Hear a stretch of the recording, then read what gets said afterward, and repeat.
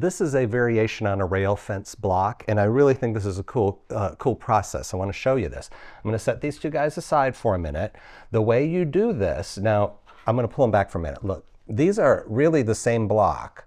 They are just negative image of each other, okay? Where you see the darks here, you will see whites on this one. But it all came from the same piece of fabric, so that's what's so interesting about this.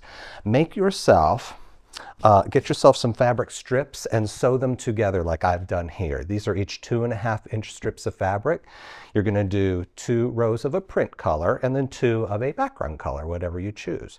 Now at this point, you want to start cutting this into blocks. So I'm going to cut this into an 8.5-inch length, which I've already measured here.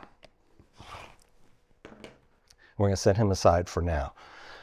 This is the block that creates both of those things. If I take this and I cut it on the diagonal right here, that's the beginning of what we do. You need to make 4 of these, okay? Make 4 of these squares and cut them at a diagonal and separate the pieces into 2 piles, okay? Now on this, the only way I can remember which is which pile, I look at the longest strip. So here the longest strip is of my print fabric, here is the longest strip of my white fabric. So that's how I separate them out. Now I'm gonna put these aside for a second and show you, when you do 4 of these at a time, you're going to end up with 4 in each pile. Each pile is going to make one of these blocks. So for instance, this block that's heavy on the print, well, it came from this one that's got all the print in it. You just take this and you start placing them with the little peak here pointing toward the center. The little peak always points toward the center on this. So there, and there we have it. That matches this, right? It's beautiful.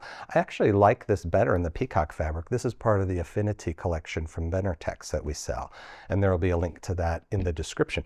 I'm kind of digging the peacock fabric for this. So this is really nice, and then similarly, I would take my white background ones and I can lay them out in the same fashion, and they of course are going to make the other variation on this, which is this one, right? Looks perfect to me. I really, really like this. Something really interesting to keep in mind about this too is that these 2 fit together. No, I didn't make you a bunch of them. I will do that next time. But look how perfectly these fit together.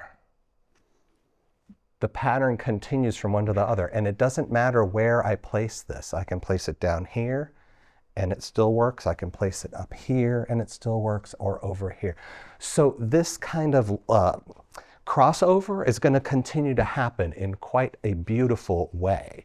So I hope you will do a block like this and give it a try. It was a great process, because once you did this, which was very fast to do, these things came together like that. I mean, this was a fast one to do, which is nice for a change. So I hope you will follow us on Facebook and subscribe to our YouTube channel. And as always, happy sewing.